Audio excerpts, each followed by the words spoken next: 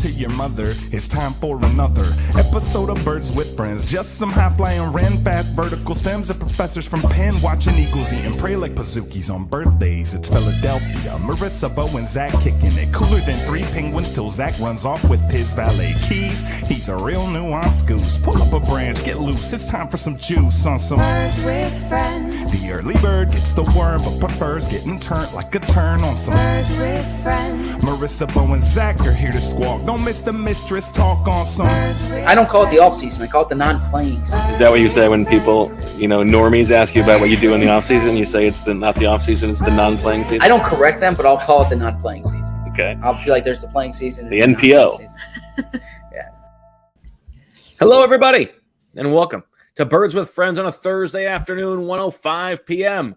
It's time for free agent Quacketology. We are 3-4 days away from the beginning of the legal tampering period, 6 days away from the start of actual free agency, although there's really no difference between the two. Bo Wulf, Zach Berman, Marissa Dunn here as we bid farewell and say goodbye and kick dirt on the grave and spit on it. Jim Boeheim, the career is over. Go Deeks, baby. I've never been so proud to be a Demon Deacon. You've never been so proud to be a Demon Deacon. Nice win yesterday for Wake Forest.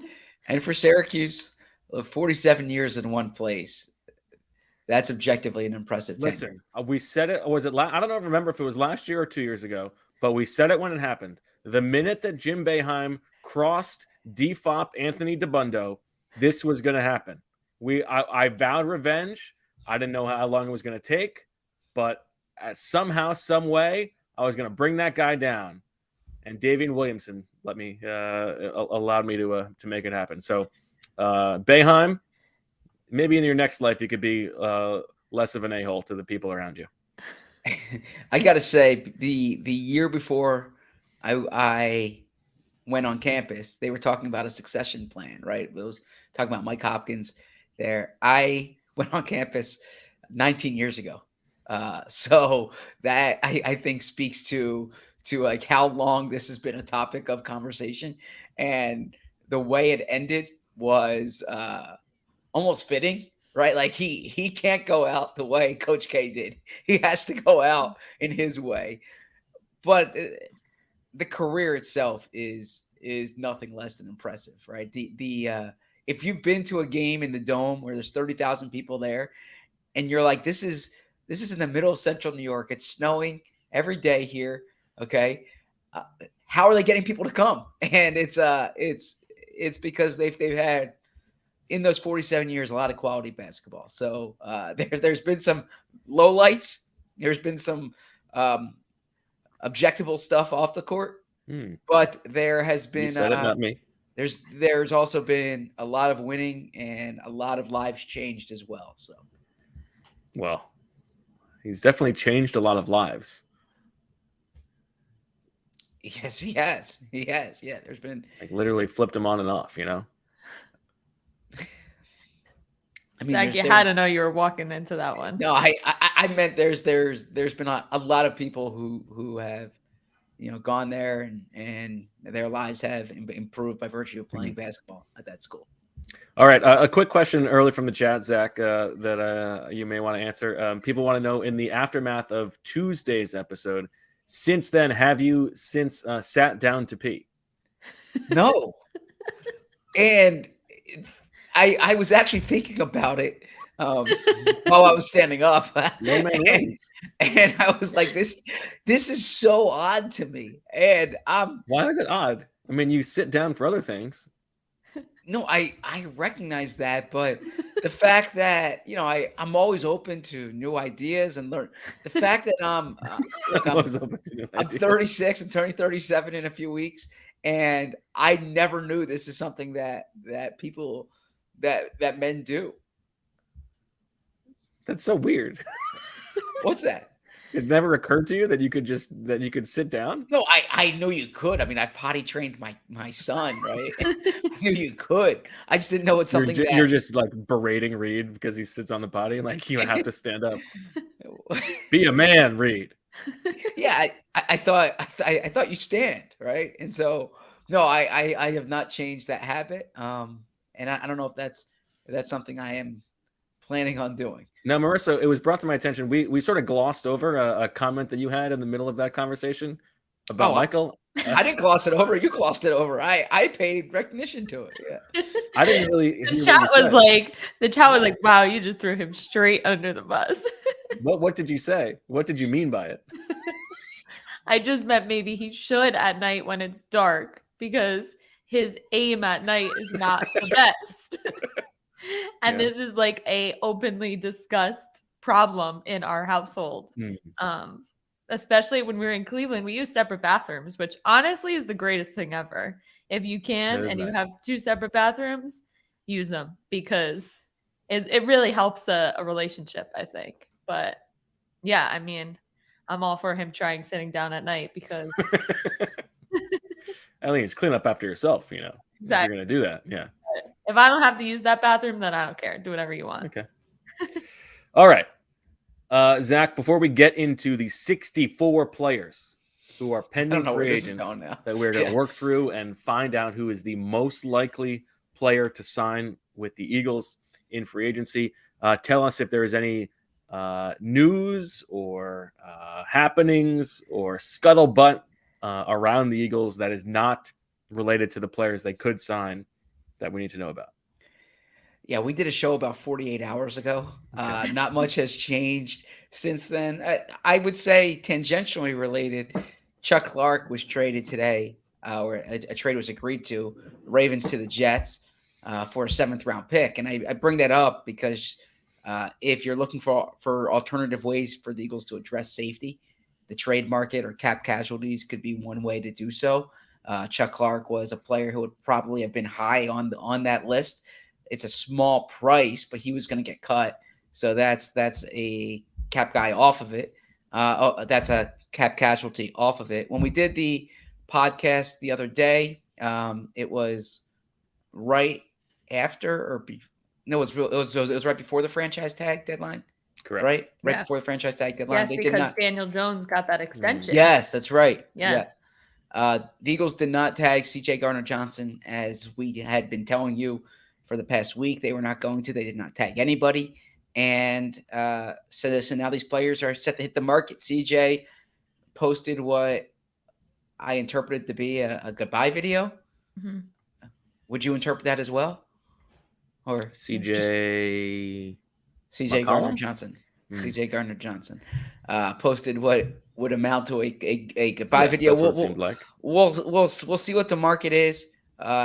In my experience, typically after free agency, after the combine, these guys have a sense of what the market is going to be for them.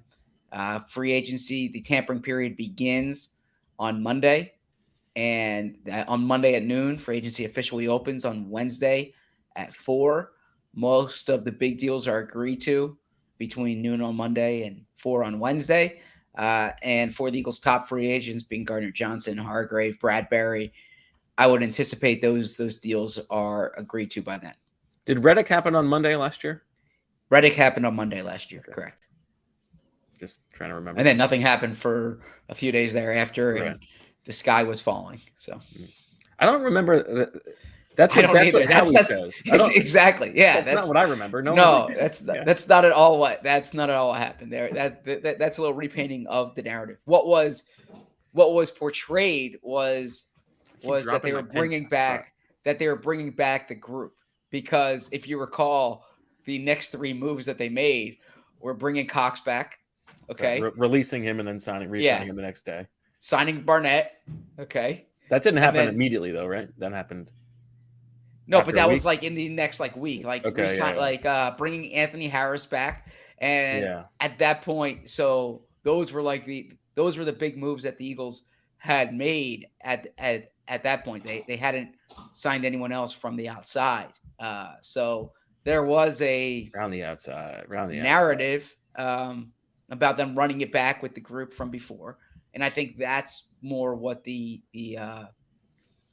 offense they took to. And look, if we knew then they were going to trade for A.J. Brown and that they were going to sign James Bradbury and they're going to trade for C.J. Gardner-Johnson, of course that wouldn't have been the narrative. And I think everything was explained by saying the offseason is not over yet, right? But after that first week, it was bringing in Reddick and then mostly bringing back. Well, and you also have to remember that free agent class also included re-signing and extending Jordan Mailata and Josh Sweat and Avonte Maddox and Dallas Goedert during the season. So that also played into the keeping the band together narrative. And despite their interest in Christian Kirk and in Calvin Ridley and now in Robinson, really Marcus what Williams, they were what they were really planning for with the offense was just more targets for Devontae Smith and Dallas Goedert. Right. That's the thing you got to think about. What you got to think about. Yeah. Right. And the corners that they had on the roster. The Kerry Vincent. We got all these young guys. It's going to be a good competition. Where you got to give them a chance. In these guys. Exactly. Yeah. We gave up a real asset for Kerry Vincent. Yeah. But you know what? I also don't fault them for that. So much of this job this time of year, is selling it. Like I've already started getting. I put out a call for mailbag items for a potential mailbag next week, and so many of the questions already are of the nature like, what are they going to do on defense? Like why is Howie sitting on his hands? How are they going to replace these guys? So I think that I would say proactively, don't get up or like, we are warning you. We have warned you. They're going to lose players. Okay. The depth chart's going to look a lot different on defense. There's a lot of time between now and week 1 for them to figure this out. But it is also a reminder that, just for us, just because they say something, I mean, it usually means it's the opposite. Like for the next 2 months, everything they say is mostly a lie. Well, right. I've often said, like, if I was a GM leading into the draft, I would just tell exactly what I'm doing because no one believes you anyway. Well, you could do that. You couldn't do that every year because then you'd be known for that. True. But like if Howie did that right now, it would work perfectly because at this point no one would believe it. Yeah, it's like this is what we're going to do, guys. Yeah. So right. Yep. All right, Zach. Let's get into this. We got a long way to go here. We got 64 pending free agents. I'm glad we had that bathroom talk at the top. That was really necessary, considering we all have plans later. So yeah. I mean, you got to get the important stuff out of the way. The chat was asking. He's only voicing the thoughts of the chat. Man of the people. Man of the people. Exactly all right. What you are. Now, Zach. Well, listen. Tell him, Zach. We can't all be hobnobbing with Thomas Friedman and his parties with the elites. And someone has to be down here with the hoi polloi. I hear you. All right, let's get going. Okay. We have 64 players here, Zach. Now, just from a general perspective, once the Eagles restructure contracts for Darius Slay and Lane Johnson, they're probably looking at about $35 or so million in cap space. We know that they have sort of a compensatory pick windfall coming, right? If let's just presume that Javon Hargrave and CJ Gardner-Johnson and James Bradbury all sign elsewhere. Those are going to be big money deals. Those you're looking at like 3rd or 4th round comp pick values there. Then there's a bunch of other guys who are going to qualify. You can't get more than 4 comp picks in a year. So the Eagles can afford to sign guys who qualify for comp picks. I don't think they need to worry about it too much. We're not going to be getting into I don't think they're going to sign like 3 of those guys, but there is a little bit of room to spend, and we're going to get into it. Okay. Correct. Now, the one thing we should say with comp picks is that the Eagles are confident they're going to get 4. You don't know where those land, and so if you sign a big money guy, it offsets a big money guy leaving. What you sign cancels out a similar level. Exactly. Right. So if you sign Zach Allen, okay, or you sign Draymond Jones, that cancels out one of the big name guys that call it Bradbury, right? Yeah, exactly. Because I think those guys will get a little bit less per year than Hargrave, and then there is there's playing time incentive or calculations that are part of it. But I think the Eagles. My bottom line is I think the Eagles can afford to sign one high level qualifying guy, but we will get to that section. Or keep one high level guy on their team. Right, yes. exactly. And I think We can talk about that also. But Yep. I've got 8 pods of 8 here, Zach, that are Okay. themed brackets. We will start with the backup quarterback bracket, the Joe Flacco region here. well named. And we begin at the top with Marcus Mariota against Jacoby Brissett. Who do you think is more likely to be signed by the Eagles? Marcus Mariota released by the Falcons. That means that he does not qualify for the comp pick formula. Jacoby Brissett does. Brissett, obviously, a Nick Sirianni favorite, as we have talked about. Marcus Mariota, experience with Alex Tanney.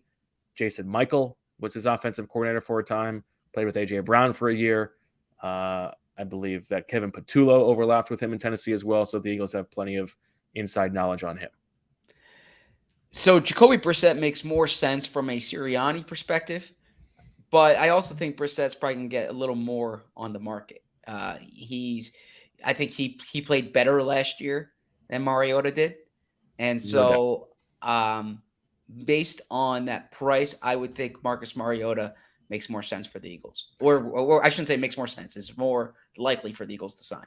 Yeah, it's interesting because you could convince yourself to go one of two ways with a backup quarterback, right? You could convince yourself you want a guy like Mariota who can keep the, running quarterback part of the offense in place.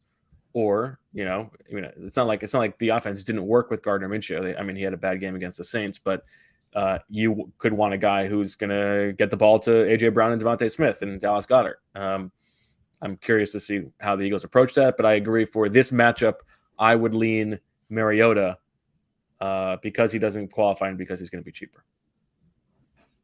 We agree.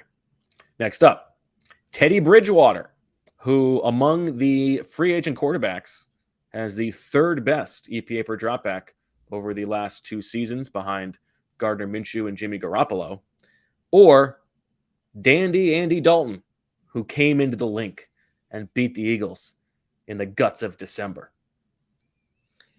I'm going Bridgewater here. I don't have a strong opinion either way, but I think Bridgewater makes a little more sense for the Eagles.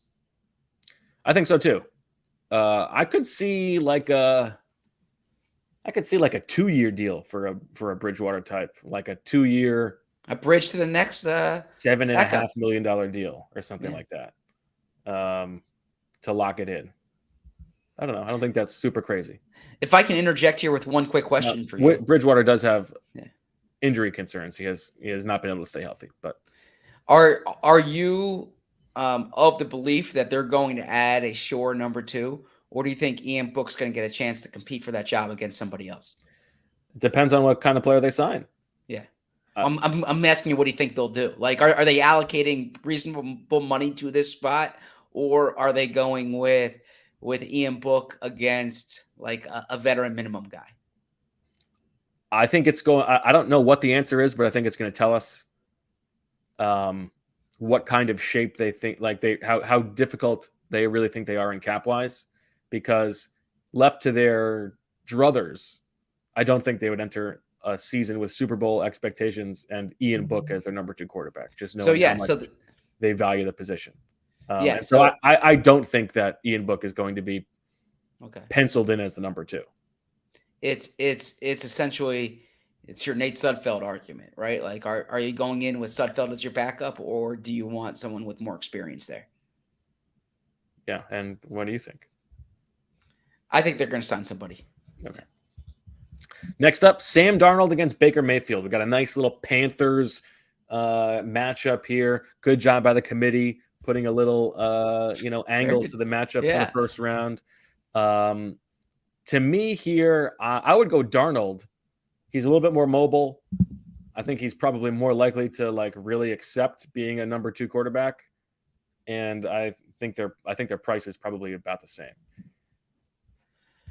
Yeah, I'm with you. I actually like Darnold. I shouldn't say actually. I like Darnold. I think Darnold's had some lousy situations in the NFL. Ultimately, you're responsible for your own play, but I think he's a better player than maybe the reputation is at this point. And I think for a reclamation project, backup quarterback, I prefer Sam Darnold to Baker Mayfield. And you think he's more likely? I do. Okay. I do. Yeah. I agree.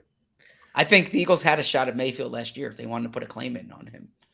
I suppose they had Minshew at that point, right? But if they wanted to kind of that wouldn't have made sense. That's true. All right, we close out the backup quarterback first round, the Joe Flacco region, with Taylor Heineke, who could have some discussions with Jalen Hurts about how annoying it was to be Carson Wentz's backup, or Drew Lock, the former second-round pick who lost out to Geno Smith in Seattle. Could the Eagles be looking for another former second-round quarterback, rebuild the former prospect shine? Yeah, let's go with rebuild the former prospect shine. I mean, if you think Drew Lock has some untapped potential, or I mean, he's younger than Heineke, and he had a bit of success when he was Denver's starter.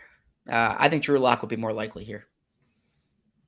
Yeah, I kind of think Drew Lock might make some sense, because he's a guy who you're not going to have to pay much at all, and he's a guy who you could, like, if Ian Book comes out and outplays him in the summer, it's no sweat off your back if you cut Drew Lock. Whereas these other guys, you're more committed. All right, would you like to move through this section and have somebody come through, or should we move to another first round? How would you like to proceed? I trust you as our leader here. I think you know how to navigate a podcast well. Yeah, usually we go through the whole first round, but let's do it. Let's change it up this year. Let's keep going through the bracket, through the region, through the Joe Flacco region. Marcus Mariota against Teddy Bridgewater. Wait, real quick. Do we think this is the real Sheil in the chat, or do we think this is a Sheil? It's definitely not the real Sheil in the chat. I didn't know. I'm sorry. I'm paying attention to you. I just see on the side of the screen Sheil Kapadia. Yeah, it's not Sheil. Sheil doesn't write FR. Like it's me for real. Give me a break. Okay. All right. Okay. Sorry. Mariota Bridgewater. Let's go Marcus Mariota here. Yeah, I could talk myself into Bridgewater. Yeah. Okay. But I think I would lean Mariota as well. Sam Darnold versus Drew Lock. I think Darnold of those two. Yeah, I like. I think actually Darnold might have. Does he have a background with Patullo? Did they overlap with the Jets at all? That I don't know. That I don't know either. I would have to look that up. But yeah, I think Darnold of those two. Darnold might be a little more expensive, but if you're saying this guy can be a backup and maybe we can trade him, if he looks decent out there, or get a comp pick for him, I think Darnold has more upside there. All right, I'll go with you on Darnold. I'll follow your lead. All right, who comes out of this region, Zach? Marcus Mariota versus Sam Darnold. Marcus Mariota. He was you had an outstanding piece on Tuesday. But I didn't write that headline, so I didn't make. It's not supposed to be. The Eagles are going to sign Marcus Mariota. I know, but I'm saying he was the featured photo there, and I thought that that drew some people in, and appropriately so. I think he makes a lot of sense for a Jalen Hurts backup. And look, I think I don't think that Marcus Mariota is good. I want to make that clear. I think he's bad. I don't think he's bad. But I think there is something to a fit here potentially. Do you think he'd be one of the better backup quarterbacks in the NFL? I think he'd be one of the. Do you think he'd be one of the top 10? He would be above average. I think. Yeah. I think he would probably be a top 10 backup. Yeah. Do you think he's one of the top 42 quarterbacks eligible to play in the NFL? No. You don't? Interesting. Okay. Once the rookie class comes in. We don't have to do that list here. So, yeah. I was afraid that's the direction you were going to take this show. Let's start naming 42 Yeah, I hate the way he throws the ball, just aesthetically. Okay. But I do think there's a potential match here. Okay. Wow. Marcus Mariota, congratulations. He's made it through. We move now to the familiar names portion of the bracket, the Zach Pascal region. This is guys who may have connections or maybe connected to Philadelphia. And we start with a matchup, Zach, of two former Eagles who could potentially make sense to some degree. Jordan Poyer, the former 7th-round pick, the one who got away for the Eagles. Who was it that they kept on the roster in order to? Matthew Tucker. Matthew Tucker. Yes. Wow. I remember where I was when that happened, actually. On a date? No, I was doing the Big Brother Little Brother program, and I took my little brother to a Temple football game. Nice. Yeah, and it was the Saturday, and they made that transaction, and I reached out to some people in the organization to find out why they did that. So, versus former 4th-round pick Mac Hollins, who had a breakout season for the Las Vegas Raiders this year. If you're looking for a Zach Pascal replacement, a guy who's willing to do the dirty work and also probably offers a little bit more downfield juice, going to contribute on special teams, I think he could do worse than Mac Hollins. It's possible he prices himself out of the market. Who do you think is more likely here, Zach? Mac Hollins or Jordan Poyer? Yeah, line's right as sign's right, right? Real quick here on That's not this him, bracket, though. That wasn't him. That was him. Line's right as sign's right. It was? Yes. I thought it was JJ. No, I think it was Hollins. Line's right as sign's right.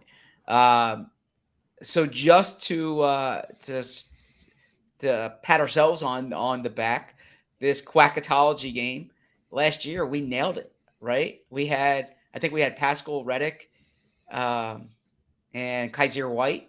I think that's right, but Jordan Whitehead, I believe, was the winner. Okay. I believe Shield convinced us. I'm going to blame Shield here and throw him under the bus. I believe he convinced us that we would get more credit for that because it wasn't quite as popularly linked. But I'm just saying we nailed 3 or 4. So. Yeah, I think what usually happens is like the guy who is the runner up, who we don't pick, is the one who they actually sign. I feel like that's happened in the past. Okay. That's like my fantasy basketball drafts, right? So of this group, I would think Jordan Poyer. I don't think either one of them, frankly. I don't think Hollins makes sense for what they're going to do. And I think Poyer, they'd probably go younger at that spot, and they might be priced out there. But I think Poyer certainly fits better for what they would do. So Poyer. I think I would actually go Mac Hollins. And the case I would make is that Poyer is not only 32, but he's coming off of an injury. Mm-hmm. And because of that, like, he's going to cost money because he's a good player. I don't think the Eagles are going to spend on a player who's that old and has an injury history and is going to qualify for a comp pick.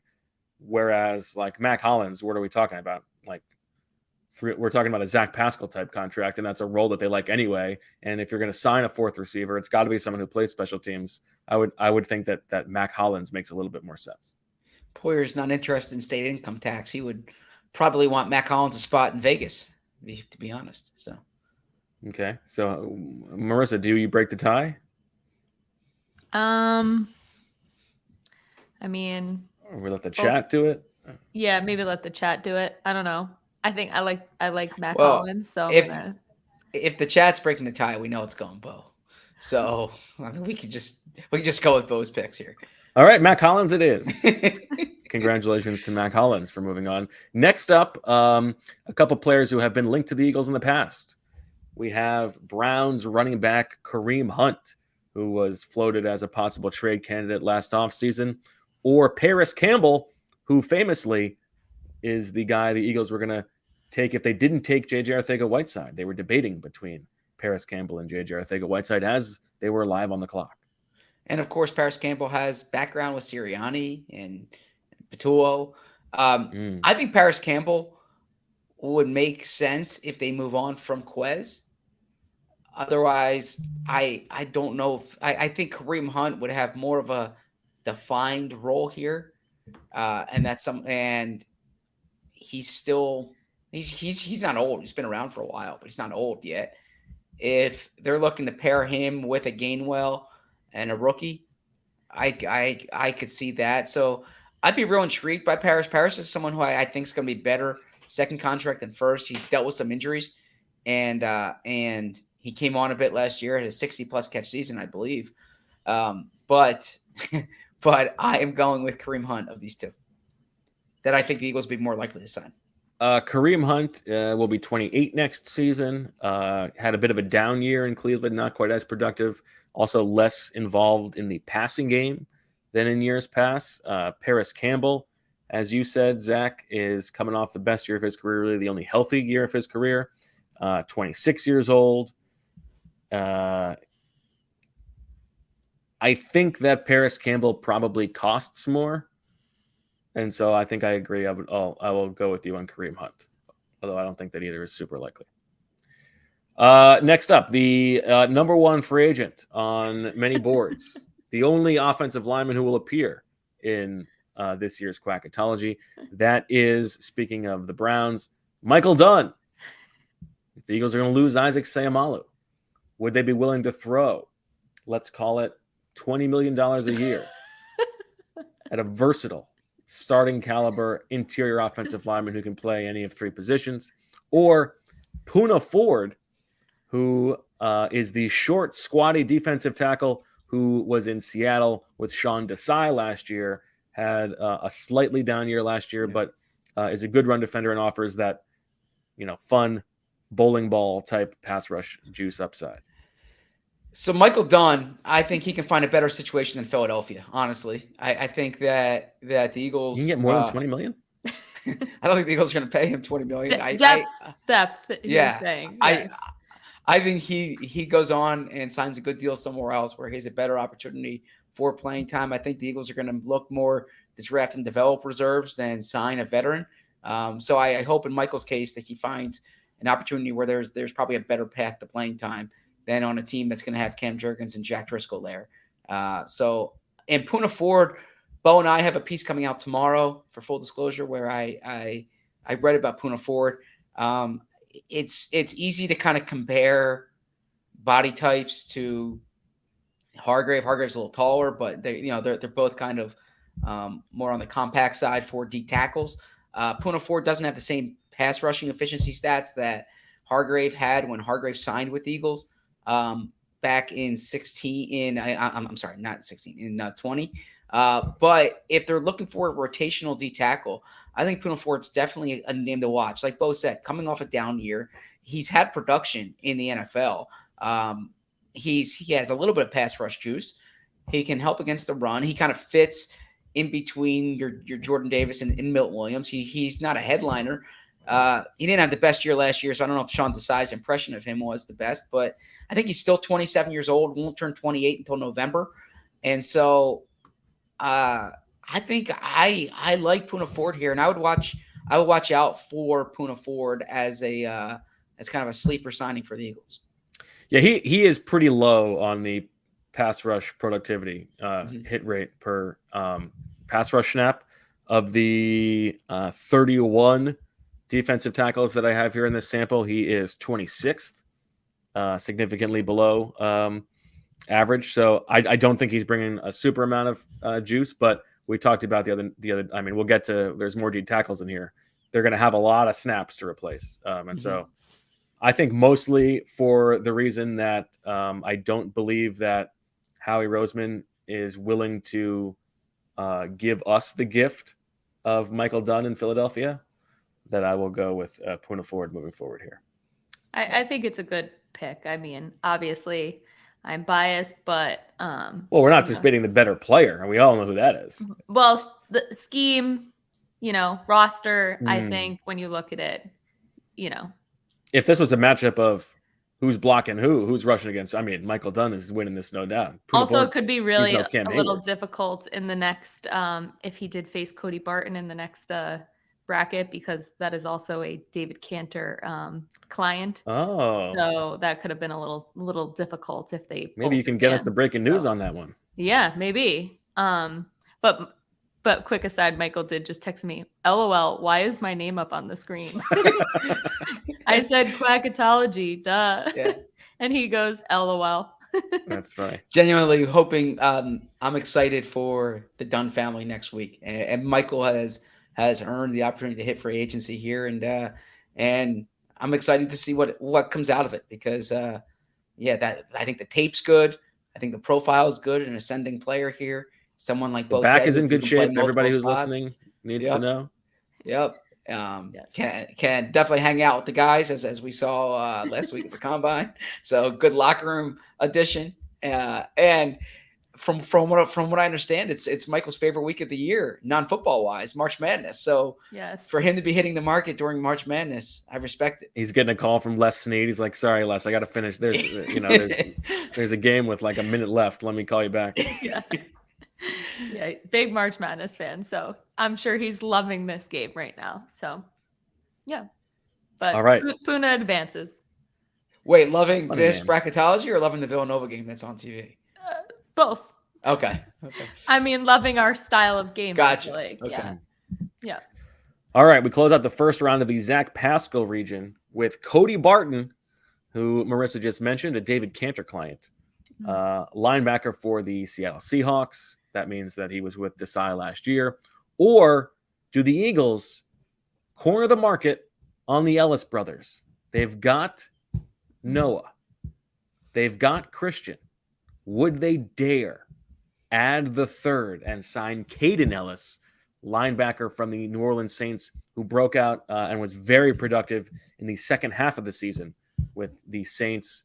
I believe more of a run stuffing defensive tackle, more of a stat filler that way than a coverage specialist. But you can't argue with having three brothers on the same City team. of brotherly love, right? Ah. And bring the brothers in. And I think actually loyal listener Noah, was it, sent me a Noah Are you going to Ellis get yourself jersey. in trouble again about this thing? No, a Noah Ellis jersey, right? From Yes, Oh, that's yeah. right. was that Noah who sent Yes, it to us? yeah, that's right. Yeah, I was going through some stuff and I'm like, why do I have a 4XL? I mean, it's a great cause fighting gun violence. But yeah, bringing a third Ellis brother. So I would go Caden. I would go Cody Barton here. Interesting. I mean, if you're talking about like bringing in a guy at a position that matters for like learning a new scheme, I feel like Barton would make a little bit. I mean, not that the Seahawks were running Sean Desai's defense, but yeah. I could see that as throwing a bone to the new guy as opposed to getting three Ellis brothers in. I would go for Cody Barton. What does the chat say? He had a pretty good year last year, right? Played a lot of snaps. Yeah. I mean, the defense was bad, Right. but I think he got some numbers at least.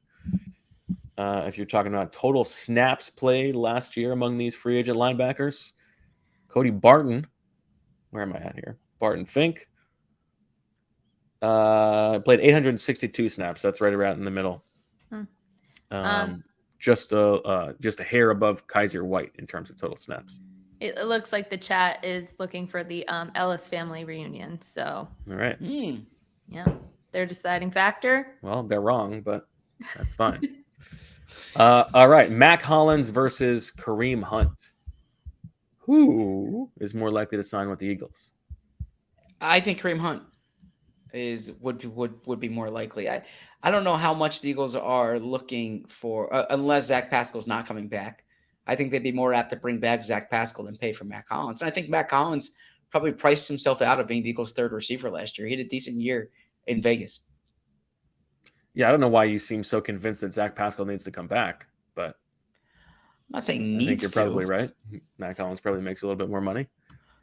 I mean, can see Zach I think Kareem Hunt might be done. I don't know. I'm not willing to give him much money at all, but I think it's fine to say he moves on in this round. So he wouldn't qualify as a real running back in your eyes. Correct. Okay. Puna Ford or Caden Ellis? Puna Ford.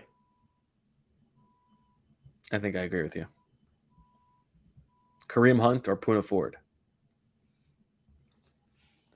I would go. There Puna. are so many running backs available. Do we need to take the guy who hit a woman? Yeah. Well, yeah. No. I mean, I would say Puna Ford's more likely on this list. I think they're potentially losing 2 D tackles. Puna Ford's still young at that position. If they think too, look, I know the pass rush numbers haven't been very good, but if they think in a different scheme, it could be better. In a different role, it could be better. If you remember Javon Hargrave, now I said before it's Javon Hargrave had the efficiency numbers were much better when he signed with the Eagles. He also signed for $13 million a year. But that year, This his is a last weird year in comparison Pittsburgh, you're going with. no, his last year in Pittsburgh, he played less nose tackle, and you saw him rush from a different role. Puna's kind of been playing some nose there in that Seattle scheme, number one, and I'm making the comparison because of the body type, right? Puna Ford doesn't fit the prototypes. If you remember, Tracy Rocker called Javon Hargrave a unicorn last summer, and I thought that was an interesting way of framing it, because you usually think of the unicorns as like the Giannis types, or the Chet Holmgren, the guys who like are so far on the desirable end of the spectrum, even, right? That you don't usually see it for like the 5'10", 310-pound guy, or in Javon's case, the 6'1", 320-pound guy. But that is Puna Ford is atypical, which is why he went undrafted. But he's been productive, and he earned a second contract with Seattle before. So I think Puna's interesting.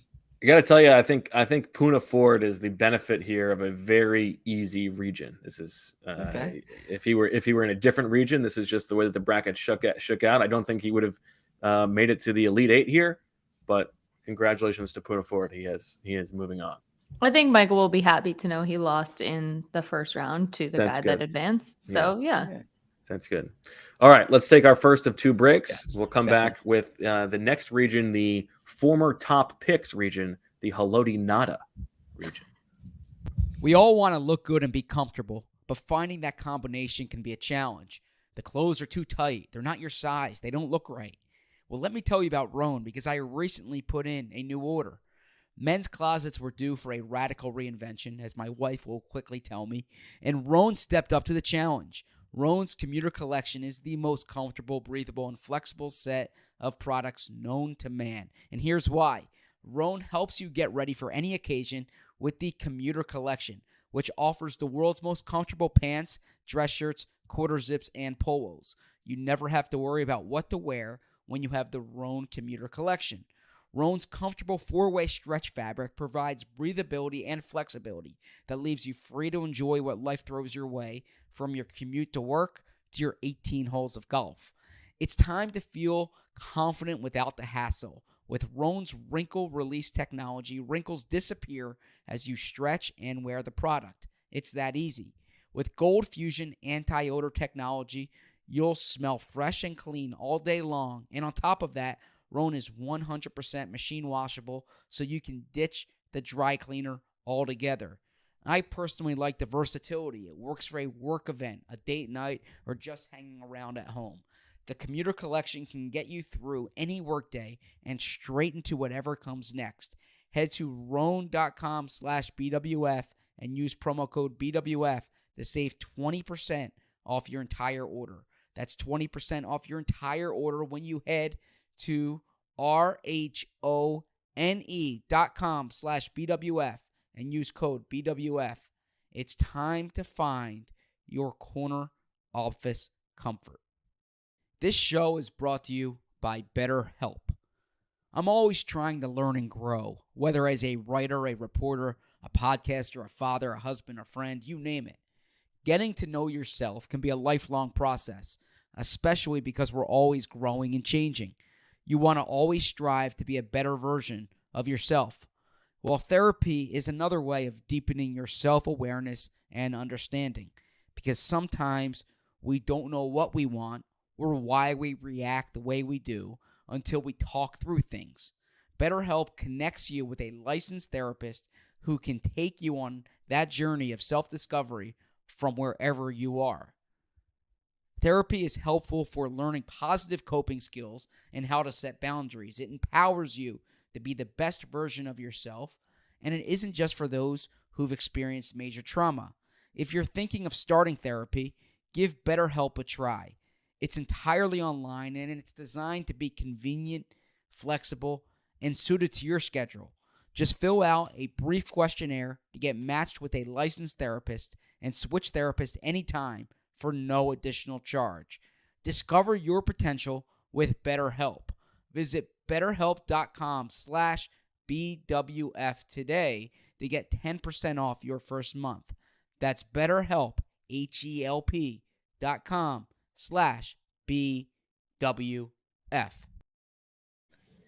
Welcome back to Birds with Friends. Bo, Zach, and Marissa. Free agent Quacketology. We move now to the third region, third of 8. It's time for the Haloti Nada region, former top picks. We start with a pair of edge rushers, Clelin Ferrell versus Lorenzo Carter. Both disappointing. Lorenzo Carter, not a productive player with either the Jets nor the Falcons. Clelin Ferrell, not a productive player with the Raiders. Ferrell, 26 years old, had a better year last year than in years past. Lorenzo Carter, towards the bottom of the free agent edge rushers in terms of quarterback hit rate. I don't think the Eagles are going to sign either of these guys. But what do you think? Yeah, so actually, Lorenzo Carter, I think, was re-signed by the Falcons 2 really? days ago. Yeah, I should have spotted that. Bad job by them. Bad job by me. I looked over this spreadsheet, and I should have seen that. All right, throw in Marvin Jones instead, even though he's not a former top pick, because he was cut on the list.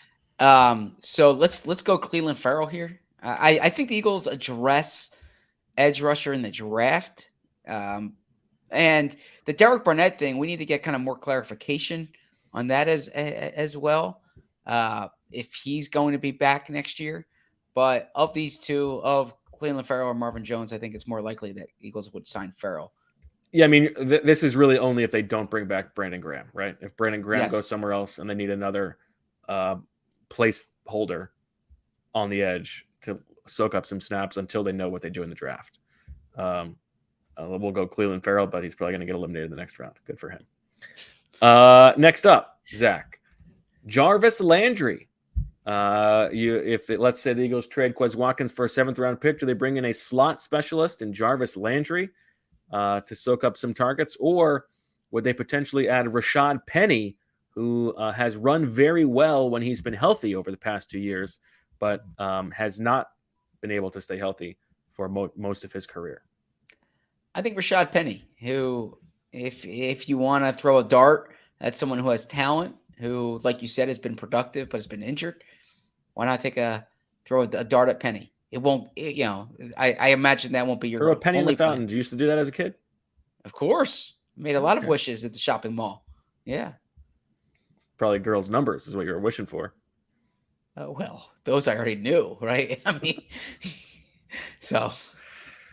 Yeah, I agree. Rashad Penny it is. Next up, let's say the Eagles are looking for a stopgap replacement for James Bradbury opposite Darius Slay, but they don't want Darius Slay to feel very old.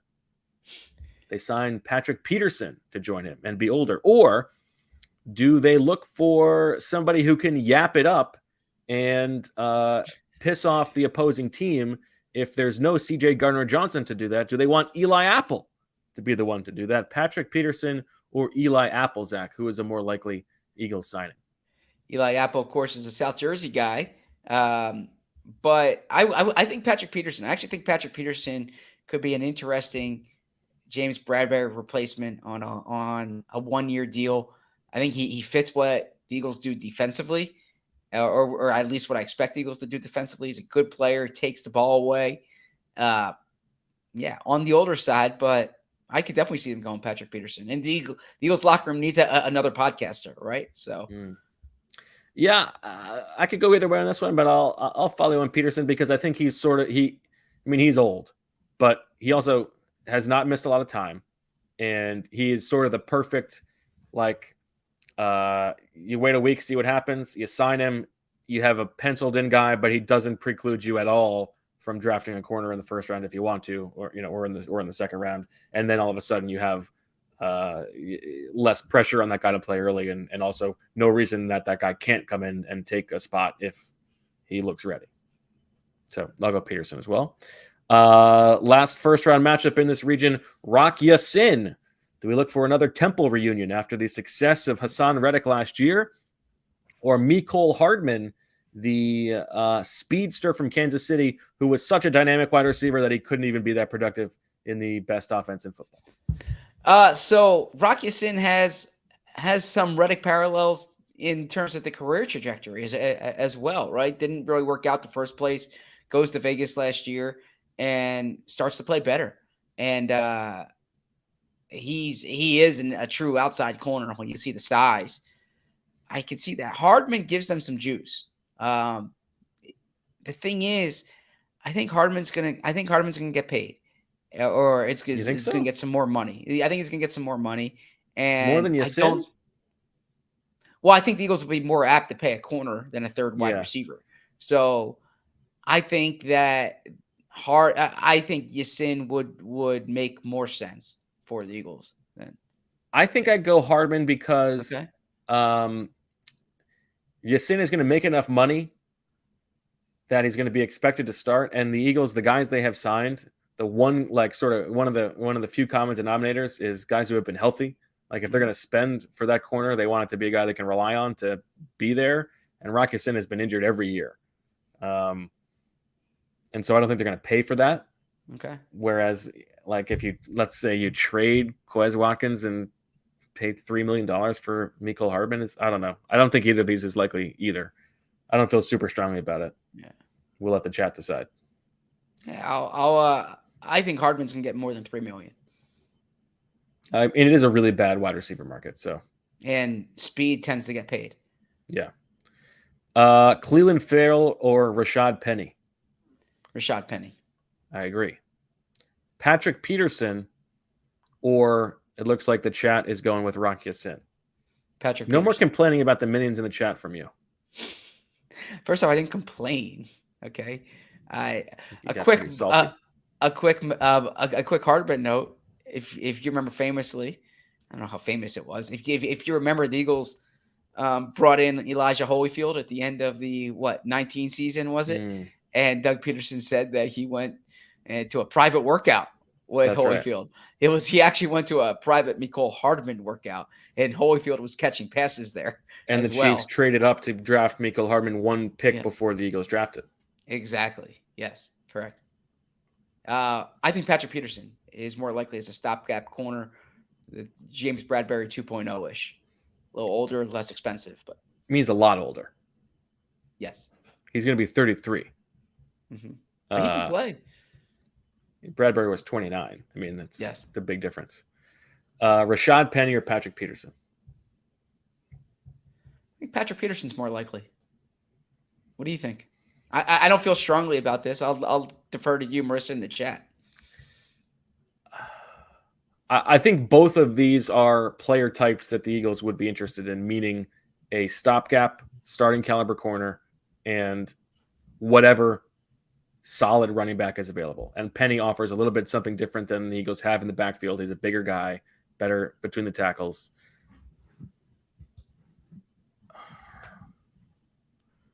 I think I'm going to go Penny because I don't know. Are the Eagles going to be the team that pays the most money for Patrick Peterson? When they have real needs elsewhere, they're going to pay for a 33-year-old guy. I think I'm going to go Penny. Okay. You say Peterson? I say Peterson, but I don't feel strongly enough to pound my desk for it. So I'll defer to you because there might be other brackets where I feel more strongly about the matchup. So seems like the chat is following your direction, but it's not their podcast. It's not mine either. So we'll give you Patrick Peterson. Okay. He moves on. All right, we move now to the D's Guys portion of the draft, the region where every player's name starts with D. This is the D'Amico Ryans region.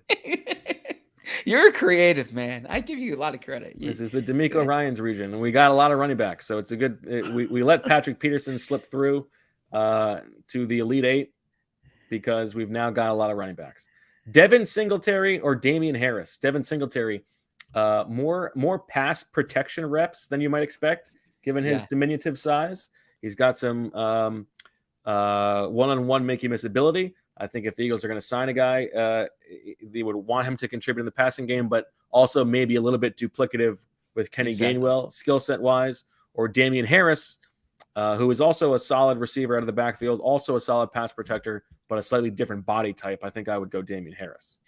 I would too, for the reason that you mentioned. I think Singletary, if Gainwell wasn't here, I would probably lean towards Singletary. But I think given Gainwell's presence, I would go Harris. All right, we go to the D apostrophe matchup here. D. Ernest Johnson, former Michael Dunn teammate, who was very productive when called into duty in 2021 and then barely played on offense in 2022. Or Dante Foreman, who 2 years running has stepped in for big name guys and been even more productive as a ball carrier, a big, strong, powerful man. I think maybe an ideal fit for the offense, but potentially maybe gets a little bit too much money given how good he was with the Panthers. Who do you think is more likely? You hit it on the head. Foreman's gonna get paid. Foreman and he's paid is relative here. I mean, there are like 10 starting caliber running backs there, and like, you know, the franchise number is $10 million. These guys, what are we talking about? 4 million? Like, okay. I think Johnson could make sense as, again, a committee. If you're going to draft, I think if you running back, sign Ernest Johnson, you're giving him like the minimum. Basically. Exactly, and you have him, With you a have little Gainwell, guarantee. you have him, you have Gainwell. You said you want to give Trey Sermon some run, and then you draft a guy, and you figure it out from there. So I think Foreman. Look, if they're going to pay that, I think they'd be more apt to pay Miles Sanders than Foreman. So, I disagree. Interesting. You think they'd pay Foreman over Sanders? Interesting. Yeah, he offers something different. I don't think I'm going to be shocked if Miles Sanders comes back. He doesn't even play on third down. I don't think Miles Sanders is coming back either. I think Miles Sanders is going to make more money than you suggested he will. Oh, I don't think he's not going to. I think he's going to get the. I think he's going to get the most money of any running back on the market. Exactly. I thought your argument was that Foreman's going to make more money than Miles Sanders. Oh no, I would rather. I would rather pay Foreman. Dante Foreman than pay Miles Sanders. Gotcha. Yeah. So I see in the chat here, the Eagles are not trading for Derrick Henry. I don't want to be like other podcasters who say things like definitively, but I feel I don't think the Eagles are going to pay or are going to trade for Derrick Henry. So no. I don't know if they're gonna spend, but I think Foreman's the better player, and I like Foreman ever since he was a Longhorn. So if you think Foreman, let's go Foreman. All right, let's go Foreman. Okay. David Montgomery or Drew Tranquill. Drew Tranquill is a tough name to say. David Montgomery from the Bears, obviously, we all know. Drew Tranquill had a good year as a linebacker with the Chargers, was on the field on all three downs and contributed in all three phases. David Montgomery, I think that Iowa State Matt Campbell thing is real. And yeah, I actually thought the Eagles were going to take Montgomery over Miles Sanders. I should have known because I kept hearing that the Eagles loved Sanders that year. And I think I liked Montgomery more coming out. And the Eagles. I wrote Drew Tranquill. I left out an R. I have a typo here. Well, this is the D list. You don't have the R list. It's gonna kill me. I think Tranquill all the way. I think David Montgomery makes no sense because I think he's not very good and he's going to cost enough to be expected to be good. Okay. Two positions the Eagles don't pay. Is Tranquill like at Kaiser White 2.0? I think that's part of the problem is Tranquill probably gets paid a little bit too much for the Eagles. I don't think the Eagles are going to play in the middle of the linebacker market. I think they're either going to do the classic wait it out, find a guy they can pay $3 million to, like last year with Kaiser White, or we'll get to, I think there is a possibility they play with somebody at the top of the market. But so actually, I'll give you Montgomery here because I think Tranquill is too much in that middle round. Okay. Close it out on the D's with Devin Bush, the first round relative bust with the Steelers. Gives me serious Ernie Sims vibes, or Dalvin Tomlinson, the erstwhile defensive tackle. Yeah, so I like the line you had in your story today about the Ernie Sims, the shark in the water line. Look, anyone who's ever been in a fantasy league with me knows that I am a sucker for the post-hype sleeper. Okay, I'm a sucker for like the let's rebuild the former first round pick. I was the one on this podcast last year saying I'm all in on Jabril Peppers. Okay, I'm all in on Devin Bush, right? Former Michigan guy here. He can run, can play the position. But of these two, if I take my own proclivities out and I simply look at it from an Eagles perspective, I think Tomlinson makes sense as like a less expensive Hargrave type, right? I think that would be a place they could turn on a shorter deal or on less money, I should say. Yeah, I could go either way. I think. Yeah, I mean, I think Devin Bush. You're talking about like a close to a minimum deal, maybe like just a little bit more than that. I think I'll give you Tomlinson for the reasons you said. I think that's fair. But I mean, if it look, I mean, I would just add that. I mean, I'm all in on like a 24-year-old former first-round pick linebacker who can run. So, I suppose that's what they thought about Ernie Sims as well. Yeah. But yeah, so if we're doing grading the moves and they sign Devin Bush, I'm telling you right now, I'm giving that a good mark because Honey Nut Cheerios. Is that what we are I don't know. grading the scale? Yeah, whatever the high mark is, because I like taking dart throws at pedigreed players. Damian Harris or Donta Foreman? I think the Damian question Harris. here is who's more likely to be available in the second week of free agency. Yeah, let's go Damian Harris here. And look, I wouldn't put it past the Eagles to try to rebuild the Alabama offense, right? There you go. Makes Jalen happy, former Jalen teammate. David Montgomery or Dalvin Tomlinson? Probably Dalvin Tomlinson, because I think they're gonna, whether it is, I think they're gonna sign sign a defensive tackle, whether it's internally or externally. I don't think they go into the draft with just Jordan Davis and Milton Williams there. Whereas I can see the Eagles waiting on running back until after the draft, which they did in 2017. Damian Harris or Dalvin Tomlinson? I don't want to be the one offering this first. Which one do you think more? I think Damian Harris. Okay, Damian Harris. I'm fine with that. Yeah. We've got some other defensive tackles coming who I think make a little bit more sense. Do we have a running back yet? What was the Kareem Hunt win? Or no? No. Okay, good. Neither did both Kareem Hunt and Rashad Penny went out in the Sweet 16. Okay, so then let's go Harris here for position's sake. All right. Now we move to the whacked guys region, guys who have been released and will not qualify for the compensatory pick formula. This is the Malik Jackson region. And we start with Leonard F against Leonard F. Leonard Floyd, the Rams pass rusher who has not officially been released yet. They're trying to trade him, but indications are that he will be released if they are not able to. Or Leonard Fournette, the released running back from the Bucks. Leonard Floyd or Leonard Fournette. It would really surprise me if the Eagles signed a running back with 1,000 carries on his plate, right? I don't think that's the direction they're going. Leonard Floyd, but that's Leonard Fournette is like in April if he's there. I mean, it's like a LeGarrette Blount type signing, right? Like, I don't know. Okay, I mean Floyd was he was in Chicago when Desai was there. He was also, they traded Leonard Floyd when Desai was there, but he's the Eagles type in terms of they like those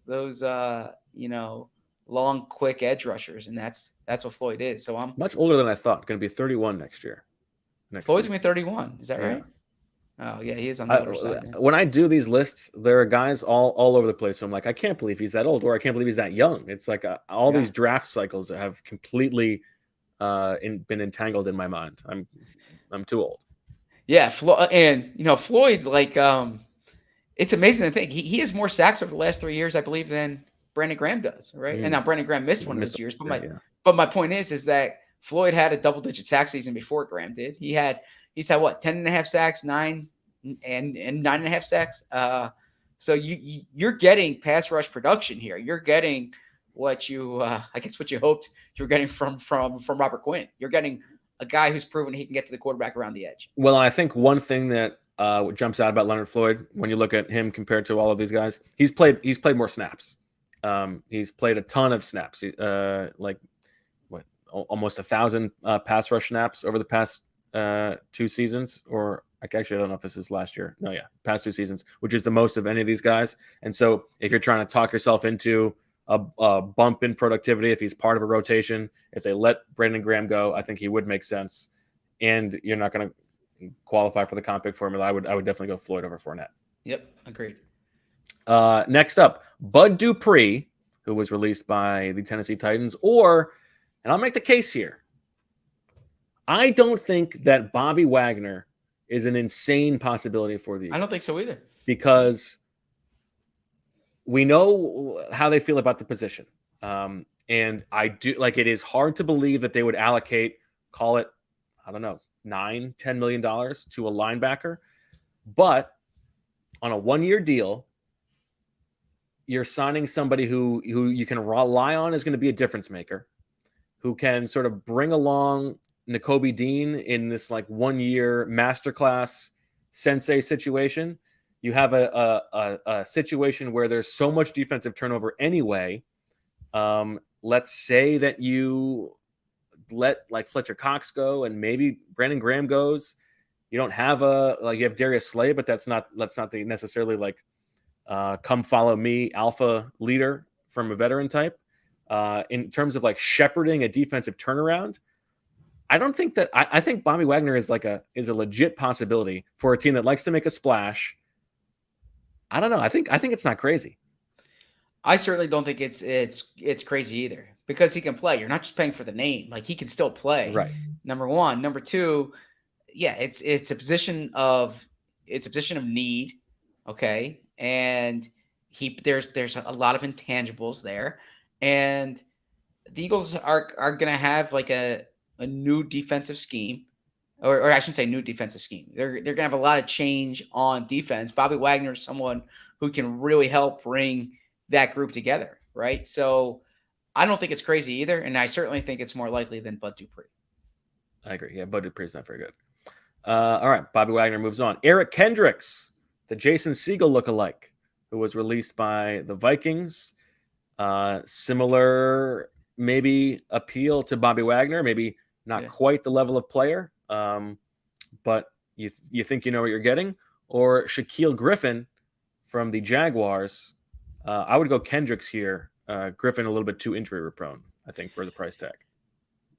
So I would like Kendricks just because I think a Wolf stand about him and Jason Segel would be awesome. I mean, I'm a huge Jason Segel fan, and I don't know if he'd be suspecting it or not. Maybe Michael would give him notice, watch out for Bo. I'm pretty sure that Michael will not remember that. I think I can say that definitively. That Michael Kendricks does not remember that line of questioning. I actually think they would go Shaq more. I think that interesting. Similar profile to Bradbury in that he was a huge signing 2 years ago. Okay, he's cut now. I like this profile of young players who cashed in. This is this is the Malik Jackson region, right? That's what they were going for with Malik Jackson, straight to the Jacksonville connection here. Jacksonville paid him huge money. He's cut now. Played 5 games last year. Yeah. Played 14 the year before, 12 the year before that, 14 the year before that. Yeah, but he's been productive when he's been on the field. You're really into old linebackers. I didn't expect that. He had no interceptions either of the past 2 years. When he's been on the field in his career, there's a reason why he got that big deal. Yeah. Yeah, but I mean, he hasn't been lately. Okay. I mean, and not everything's based on interceptions, but you're really into them signing old linebackers. This is unlike you. I think it's possible. You want to pay 30-plus-year-old linebackers. This is this is not what I would do. I haven't seen this is what I think they might do. Break the tie, chat. Who do you think? All right, Kendricks or Griffin. We'll let the tie break that, or the chat break that tie. As we move to the Zach Berman matchup here, John Johnson, who Zach tells me is going to be released by the Browns. I sent Zach a list of 64 players. He had one note. He wanted John Johnson on here. So we got John Johnson in the Malik Jackson region. going up against the newly named Chosen Anderson. Do the Eagles once again go back to the Temple well and look for somebody with some speed? I think this is a blowout here in the first round. This is a blowout. I'm saying now, pay attention to John Johnson. John Johnson is somebody who, when he hit the market when we played this game with Shield a few years ago, he was 31 on Shield's rankings in 2021. Okay. He signed a 3-year, $30+ million deal with the Browns. He's getting cut here. The Browns, I am guessing, are going to go big fish hunting or big fish fishing in the safety market this offseason. Johnson has they can find someone with some really troubling personal issues. Johnson is a versatile player. He's performed well in the type of scheme that we're expecting the Eagles to run. When he played under Brandon Staley, he had a really good year with the Rams. Still only 27 years old. I can see this. I can definitely see this as someone the Eagles go after to replace C.J. Gardner-Johnson and or Marcus Epps. I'm with you. I mean, they're not signing Chosen Anderson, so yeah. What a horrible trade, by the way, by the Cardinals. Like they were going nowhere. Anything? Yeah, they give up draft picks. Yeah. They give up 2 picks, and they pay this guy. They cut. I mean, just a ridiculous move. The chat has decided Eric Kendricks defeated Shaquille Griffin in the previous matchup. Minions now we go. Out. Leonard Floyd against Bobby Wagner. I think a good matchup here. Some real possibilities. A lot of Rams connections in this matchup here, or in this bracket, which probably shows you the Rams roster construction in recent years, right? They've had some talent. They've let some talent go. I'm going Bobby Wagner here. I can definitely see the Bobby Wagner thing happening. I'm going to go Bobby Wagner too because I think Brandon Graham is coming back, and so then I think Leonard Floyd does not become necessary. I saw Brandon Graham this past weekend. He and I big flex. He and I were both getting our kids lunch, and really, it was good to see him. We had a nice conversation, but it's very like at the Millionaires Club. We're at a pizza place. Was Friedman there? We were at a pizza place with our kids, but I mean, very similar like dispositions on a Saturday afternoon. Just trying. Oh, that's funny. Just trying to get hungry kids fed. We're at a was he getting spot. mobbed or? Who got more attention, him or you? I mean, him for sure. I mean, him for sure. But we had a nice stop and chat there, and but it was funny to see because it's a popular spot that's like pizza, and then it's attached to like an ice cream cookie spot, and so my kids love going there, and he says he's there like 4 times a week. As if you don't. Yeah. So pizza and ice cream. That's the Zach dream. Yes. Yeah. But it was just like you can definitely relate to someone no matter how famous they are, right? You can relate to someone who's trying to feed hungry kids, So did you get the sense that he's coming back from that interaction? We didn't talk shop. We talked, we just talked family and activities, things like that. I thought you were a reporter. Oh, that's a low blow, man. That's not a low blow. It's a joke. It's a joking aside. Come on, Zach. You know he's kidding. Yeah, it's not a low blow. Sometimes when someone's out with their kids. Okay? Of course. Okay. Of course. Yeah. I mean, could you imagine? It's like the first time you've interacted with me. It's like, wait, don't feed him pizza. Tell me, are you coming back? Yeah, of course. Of course, that would be insane. Okay, good. All right, good. I'm proud of you for not doing that. Yeah. All right. Eric Kendricks or John Johnson? John Johnson reminds me of my, I think I may have told the story on the podcast before. Who knows? We've done a million of these. In 4th grade, there was a presidential election, and we all had to make our own candidates for the class to vote on a winner. Oh. And I was always fascinated with the possibility of a person having the same first and last name. So my guy's name was Thomas. And that's what John Johnson reminds me of. And Thomas Thomas did not win. I was not popular enough. Oh, okay. Gotcha. Gotcha. Yeah, I had to do a Shout out similar to, I think- exercise one time, Go but ahead. I didn't pick a male president. I picked a female president, right? I wanted to. Yes, Yeah. I think the female won. Oh, good. Okay. I think it was Ashley Camps's. Shout out. I don't remember the name of the candidate. Yeah. Shout out to Ashley. Who are you going with, Zach? Eric Kendricks or John Johnson? John Johnson. I agree. John Johnson or Bobby Wagner? Oh, this is a hard one here. I'm leaning toward John Johnson, but I can see the Wagner thing, and I don't know. What do you think? I'll defer to your judgment. Is John Johnson good enough? I mean, he's getting released for a reason. I think he's getting released for cap reasons. Yeah, but I mean, if he was good, they'd be keeping him. They'd find a way to make it work, right? They would have to re-sign. I mean, he's been a on the disappointment in Cleveland. I think he's been solid, but not great. I mean, his cap number this year was going to be $13.5 million. I think I'm going to go with my Wagner thing, but Okay, so we'll do it. Let's go Wagner. I'm not attached to it. Let's go Wagner. Johnson's not even available yet, so Okay. it's gonna happen. Bobby Wagner moves on. This is gonna be a stupid thing when the Eagles don't sign anybody at linebacker. They just use the 3rd round pick on it. They're not going to spend money. And when they sign John Johnson, yeah. So. And when they sign John Johnson, it feels like you got some reporting going on here. Maybe this is what Brandon Graham told you.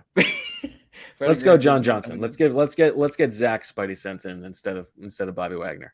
Okay. Which is good because then if it's Wagner, you'll never shut up about it. That's exactly right. It's actually it's better this way. Okay. All right. Now we move on to this. These are the highlight guys. These are the young-ish, except for one of them, expensive guys who are going to be high-end compensatory pick qualifiers. This is the Javon Hargrave region. We could call it the Hassan Reddick region if we want.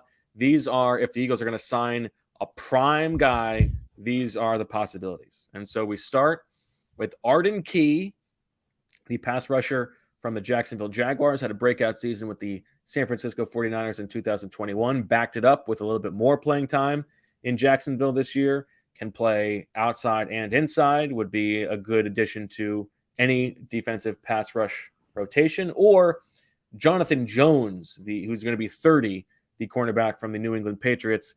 Jonathan Jones, I will tell you, is he was like the 8th seed here. I needed one more guy. I don't think he's quite on the level of the other guys here money-wise.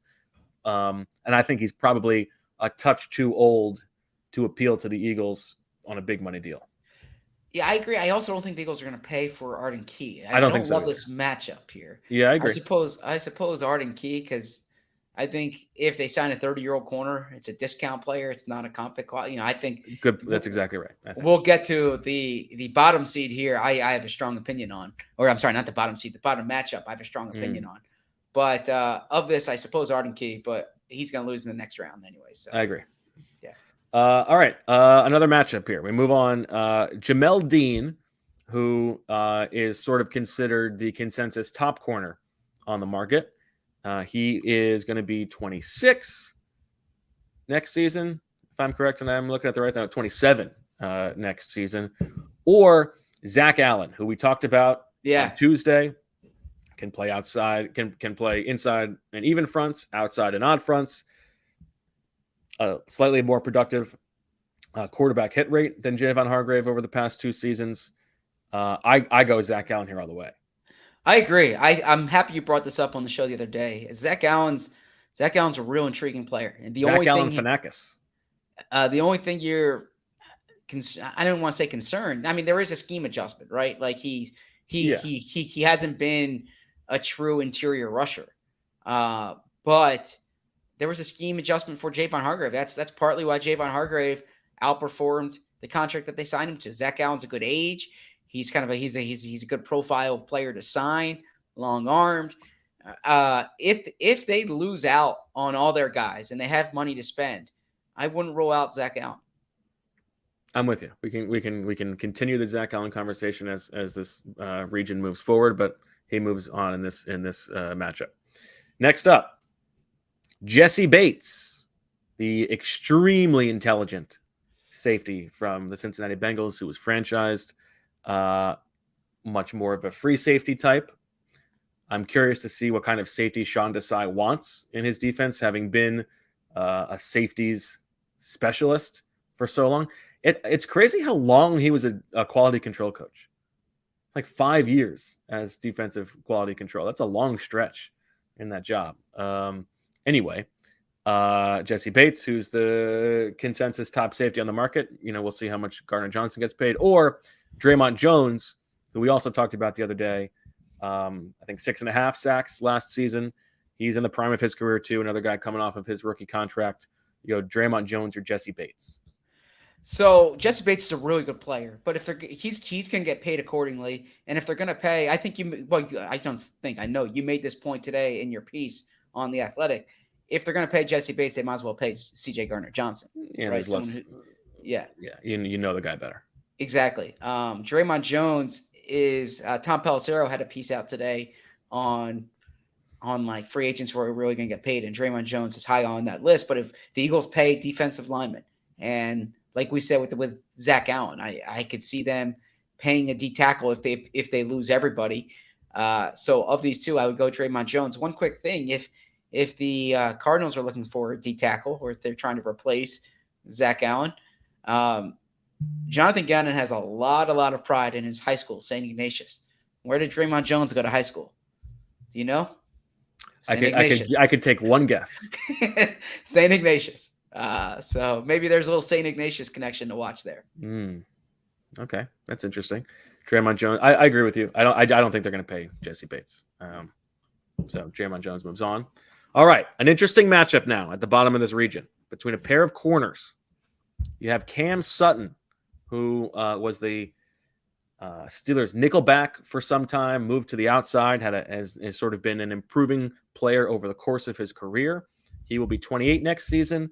Or Byron Murphy, the former, I believe, 33rd overall pick, first pick of the second round in his draft. He will only be 25 next season. He has also played inside and outside, a very good athlete. He hurt his hand, I believe, down the stretch of the season. But he's otherwise healthy. Actually, no, I think Zach Allen is the hand, but he missed some time, but is fine. Byron Murphy, I don't know if you were there for this particular Slay session, Zach. I was. But when Slay was talking about his favorite young corners in the league, he only mentioned like 3 guys, and one of them was Byron Murphy. So we have a piece that I have referenced that's coming out tomorrow, and one of the categories is like a big money free agent that they could sign. I haven't filled mine out yet. You're giving okay. Well, I figured I tried to read my beat partner here. I figured you would go with one of the D linemen. Byron Murphy's a guy who I really like for the Eagles. I mean, I totally agree. He fits the profile that they would go after. He's young. He's productive. He showed last year that he can play on the outside. I will also say that if the Arizona Cardinals let him out the building, it makes no sense to me. Okay, you didn't tag him. This is the kind of guy. He's a local guy. He's from Scottsdale. He's 25 years old. I keep reading about how the Cardinals are going to go after James Bradbury, and I just got to say, if you're the Cardinals, I am higher on Kyler Murray than I think some other people are. I'm probably higher on Jonathan Gannon than some other people are too. But you need to have like your trajectory in mind.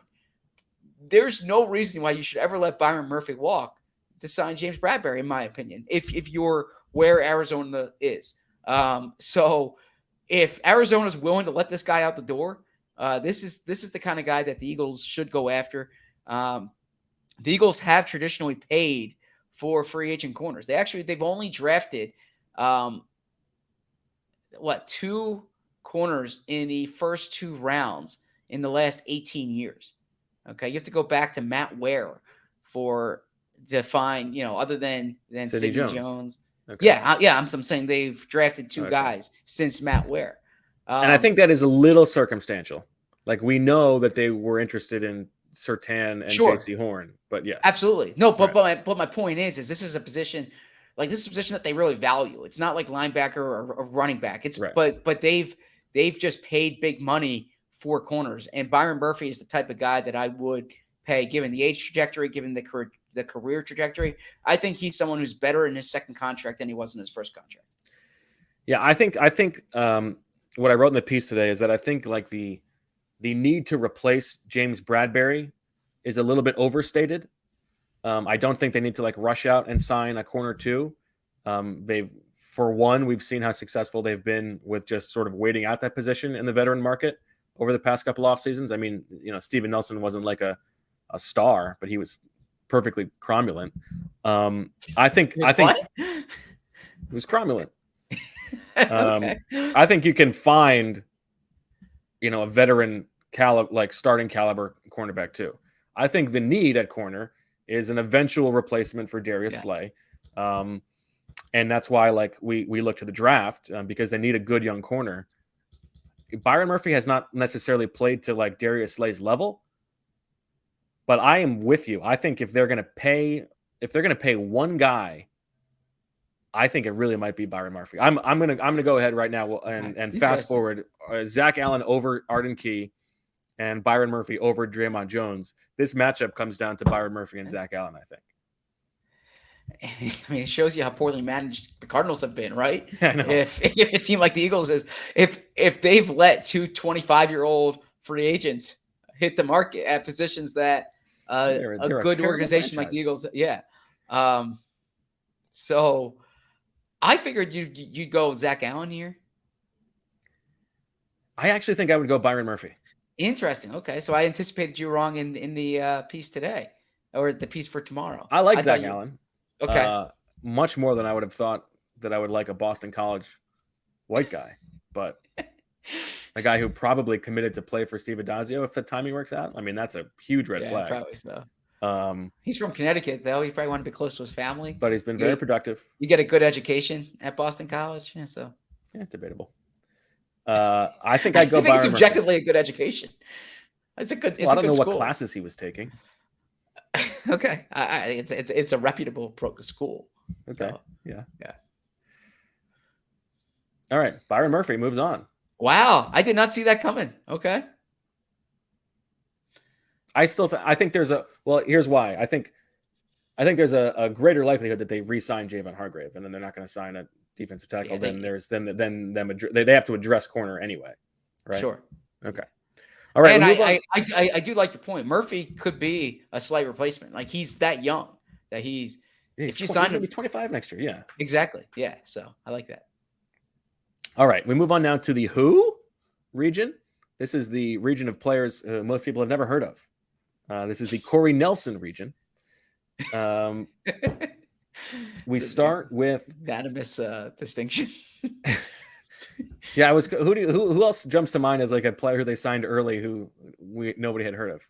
Jatavis Brown, I guess, but no, Corey Nelson would definitely. Corey Nelson was like the first day. Yeah, it's really funny. Yeah. He didn't even make the team. Yeah. All right, I've got Andrew Van Ginkel, who sounds made up, but is a real person, and he would be more of a Hassan Reddick backup Sam linebacker. He's been sort of a rush linebacker for the Dolphins, extremely productive from a pass rush standpoint in his limited opportunities. Of all of the edge rushers over the past 2 years, in terms of quarterback hit rate, he is behind only Arden Key for these guys. He goes up against Samson Ebukam, who's a little bit more of a household name, relatively speaking. Another defensive end. This really comes down to, like, do you think the Eagles are going to spend any money on a backup Sam linebacker, or do they love Patrick Johnson? I don't think they spend on a backup Sam linebacker. So which one makes less money here? I would guess Van Ginkel makes less money. Okay, so let's go Van Ginkel. Okay. Remember the Gink? All right. Another rotational edge rusher. Obo Okoronkwo, who has been relatively productive as well. 4.1% quarterback hit rate. That's just below Marcus Davenport, just ahead of DeJuan Smoot. Or Nathan Shepard, who is the guy who is an interior pass rusher, who is the only other player besides Zach Allen who has a higher quarterback hit rate over the past 2 seasons than Javon Hargrave, has been a rotational pass rusher for the Jets. a guy who I would have hated coming out of college. I was about to say He was a 26-year-old rookie 3rd round pick, but he's been fine. He's from Canada. Yeah, Fun story. I'm going Shepherd here all the way. Yeah, I need to go with my mother's homeland here. So give me Nathan Shepherd, and I'm thinking of a Fort Hays State guy on the team. You should. All right, next up. Do you know where Fort Hays State is? Out of curiosity. Yeah, it's in Fort Hays. No, but do you know where? Do you know the state that Fort Hays State is in? Mississippi. No, Kansas. Okay, close enough. They're both in America. Morgan Fox, who went from the Rams to the Chargers and is a solid pass rusher. Not very much from a run stopping standpoint, or another player who has been productive in a rotational basis. Of all the edge guys, the top 5 quarterback hit rate guys over the past 2 years is the same as the top 5 from this past year. That's Arden Key, Andrew Van Ginkel, DeMarcus Walker, Justin Houston, and former Bills player, F.A. Obata, who has shown up all over the place in my stupid research. Former Panther, I believe, too. That's right. I remember Jordan did a good piece on him. Morgan Fox, there might be some body duplication with Milton Williams, although Milton Williams has gotten bigger. But Morgan Fox brings like legitimate pass rush juice as an interior rusher. If you're saying, all right, Jordan Davis is going to rush the quarterback, okay? I'm sorry, Jordan Davis is going to stop the run, and Milton Williams is kind of like an in-between guy. Morgan Fox could make sense as like a 3rd down interior rusher because he has shown that he can get to the quarterback there. So I'm going Morgan Fox there to fit a role. I think so too. I think they're just more likely to sign a rotational defensive tackle than a rotational defensive end. Well said. Morgan Fox, who has the name of a porn star. What? Doesn't that sound like a porn star's name? Morgan Fox? I'll defer to your judgment on that one. Oh, please. I couldn't even possibly be any less manly than only standing up to pee all the time. Give me a break. I think you're conflating one with the other. Speaking of rotational interior pass rushers and Temple products, Matt Ioannidis, who has a tough name to spell, but it's spelled correctly on the screen, or linebacker from the 49ers, Azeez Al-Shaair, who has been the 3rd fiddle to Dre Greenlaw and Fred Warner.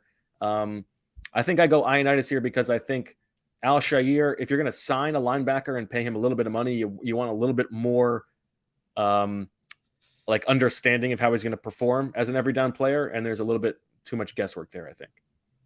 Well said. I'm with you there. Is Ioannidis from the Temple area, from the Philadelphia area, Zach? I think he's from North Jersey or Long Island. I think he's from North Jersey, actually. Yeah, but a big Matt Roll guy, good success story coming out. Nathan Shepherd or Samson Ebukam? I thought we went Van Ginkel. Oh, Van Ginkel. We did go Van Ginkel. Nate Shepherd. I agree. Morgan Fox or Matt Ioannidis?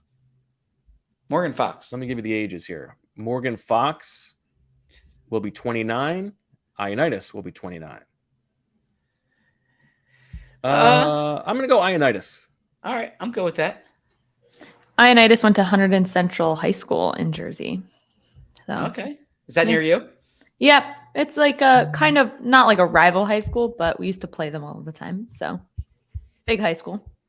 Nathan Shepherd or Matt Ioannidis? Matt Ioannidis. I think I agree. They're gonna really lean into the whole Hassan Reddick thing. Temple tough. That's right. All right, the final region as 3:00 looms. We've got 22 minutes to get through. I gotta go to the bathroom too. We need an ad break. Okay, when we get through this, we'll take our ad break and then we'll close it out on the other side. All right, this is the safeties region. We've just got 8 safeties here. This is the Malcolm Jenkins region. We start with Julian Love, who talked some smack about Nick Sirianni, but is only 25 years old. He was a defensive captain for the Giants last year. James Bradbury once told me he was the best teammate he'd ever played with, or Taylor Rapp, who is a more of a box safety, former second-round pick of the Rams. My understanding, based on my research, was that Rapp played all over.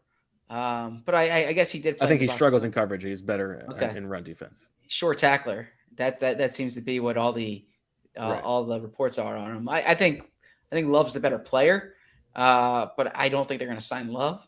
I kind of think that Sirianni would, no pun intended, love to tell the story of signing the guy who talks smack about him and then them coming together. I kind of think he'd like that. So then let's do. Are the Giants going to let him out of the building, you think? I don't know. I mean, leave it to the Giants to pay all. Yeah, this I mean money they really built such a they built such a beautiful transcendent roster that last year that they can't let any of those guys go. Yeah. I mean, it's like the NBA team that commits to just being the 8 seed. Basically, they just keep Very silly. I think I go Love. All right, let's go Love then. Okay. I don't feel strongly about it. You know where I'm going on this one. Especially because I think that if we're presuming they're going to sign a guy, it probably means that they have not re-signed Gardner-Johnson, which means there's a chance that Epps comes back, which means they need somebody who can be a little bit more versatile deep. And not a box guy. Adrian Amos or Nazir Adderley, ya boy, who fell a little bit out of favor with the Chargers last year. So Amos was real productive when Desai was there. That's something to keep in mind here if you want familiarity. But Nazir is younger and a Sunday player, could be in the Malcolm Jenkins profile in terms of you think this guy's better on his second team than his first team. Amos will be 30. Adderley, 26. Adderley, a local guy. Bring him back home. The Eagles had some success with that last year, so I'm going Nazir Adderley. One thing I do want to add here, the Bears are loaded with cap space, absolutely loaded with cap space. So yes, they don't necessarily have cap casualties per se. But if they go out and they sign a Jesse Bates, let's say, then they could cut Eddie Jackson. And in that case, that would be someone to watch. Eddie Jackson was listed by our Bears writers. They said he kind of had a resurgent year under Eberflus, but he is a big salary who might not be in their long-term plans, right? And so if they sign if they sign Bates, which is something that there has been some scuttlebutt that could occur, they'll watch out for that as a potential cap casualty who that's a good one. Would make a lot of sense for the Eagles. Yeah, I agree with that. Yeah. Devin McCourty feels like it would be pretty odd for the Eagles to sign a 33-year-old safety, but he has at least been, or 36 years old. Sorry, not 33. Very old. But he misses no time.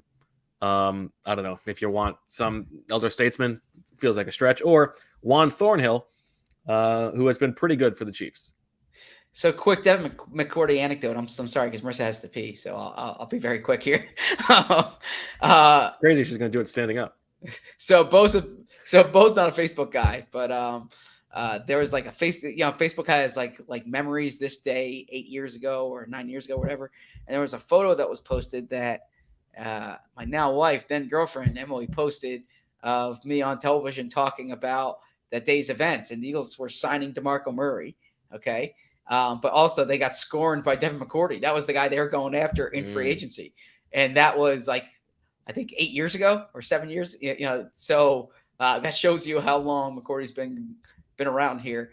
That's another way of saying I think Juan Thornhill here, former UVA guy, could be on the Rodney McLeod track. The Eagles sign a young UVA. Von Bell, who will be 29, another guy who was a little bit more in the box for the Bengals, or Nick Scott, who was Taylor Rapp's safety partner with the Rams. He will be 28. Is it Nick Scott or Scott Nick? It's Nick Scott, relatively local. You had that note today in your thing from Lancaster. Went to Penn State, had a big play in the playoffs 2 years ago. I'm curious to see what Nick Scott's market's going to be because, maybe with more playing time he plays better. But I think of these two, Nick Scott. Julian Love or Nazir Adderley? Nazir? Or are you going Love as more of a headliner? I'm fine if you go. No, Love. I think you're probably right. Okay. I think I'd probably go Adderley. Juan Thornhill or Nick Scott? Juan Thornhill. I agree with that. Nazir Adderley or Juan Thornhill? Would you be willing to sign a guy who just beat you in the Super Bowl? Yeah. Yeah, you're stealing from the rich, right? So Thornhill. Who you going with? I think I go Thornhill too. Probably more steady player. A Fran Duffy favorite from the draft that year. All right. We'll take a little break. We'll come back. We got the Elite Eight to get through. Everybody who's made it out of their region, they're going to lock horns. We're going to find and declare one champion for free agent Quacketology. Now, our next partner is a pretty cool product. Let's talk about Athletic Greens. If you're looking to get better gut health, more energy, or a stronger immune system in a really easy, natural way, you must check out Athletic Greens. I'm sure you'll all agree that most of us are not huge fans of having to take a bunch of pills or vitamins in the morning. But with Athletic Greens, you can get rid of all those extra vitamin bottles and finally make some room in your cabinet. Athletic Greens is an all-in-one solution, and you'll really enjoy getting your daily vitamins. I heard about it from my sister's boyfriend this summer who kept raving about Athletic Greens, and I was wondering, what is this stuff? Well, with one delicious scoop of Athletic Greens, you're absorbing 75 high-quality vitamins, minerals, whole food source superfoods, probiotics, and adaptogens to help you start your day right. This special blend of ingredients supports your gut health, your nervous system, your immune system, your energy, recovery, focus, and aging. All of these. And with Athletic Greens, it's lifestyle friendly. Whether you eat keto, paleo, vegan, dairy-free, or gluten-free, it contains less than 1 gram of sugar. There's no GMOs, no nasty chemicals or artificial anything. And it supports better sleep quality and recovery, supports mental clarity and alertness. It's the one thing with the best things. Athletic Greens uses the best of the best products based on the latest science with constant product and third-party testing.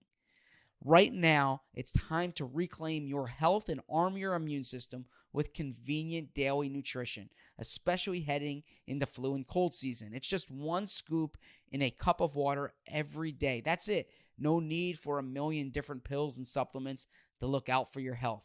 To make it easy, Athletic Greens is giving you a free 1-year supply of immune-supporting vitamin D and 5 free travel packs with your first purchase. All you have to do is visit athleticgreens.com/birds. Again, that is athleticgreens.com/birds to take ownership over your health and pick up the ultimate daily nutritional insurance. Welcome back, Birds with Friends. Into the meat of it now. 8 players remain. 1 quarterback, 2 defensive tackles, 2 cornerbacks, 2 safeties, and a running back. One of these 8 players will be declared as a no doubt going to be signed by the Eagles, by Birds with Friends. Zach, how are you? We've been going on. I got a long drive. Long one. I'm trying to get to the Maxwell Awards tonight, where Nick Sirianni and Jalen Hurts are going to be named honored. After Byron, of course. Are going to be honored. It used to be in Atlantic City, and it's now in Wilkes-Barre at the Mohegan Casino there in Wilkes-Barre. So that's about 2 hours from here. So got some podcast listening and some phone calls ahead of me tonight. But look forward to hearing what Jalen and Nick have to say when they're up at the when they accept the awards. Who do you think is going to have a better acceptance speech? Probably Sirianni. I don't know.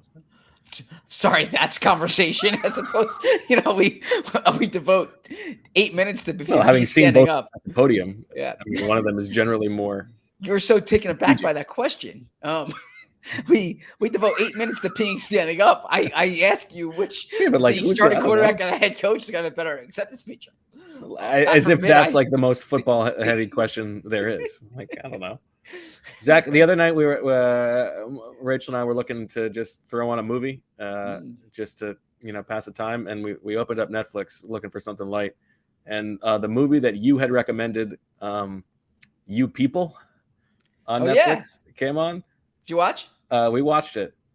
Thoughts? Now we watched the whole thing.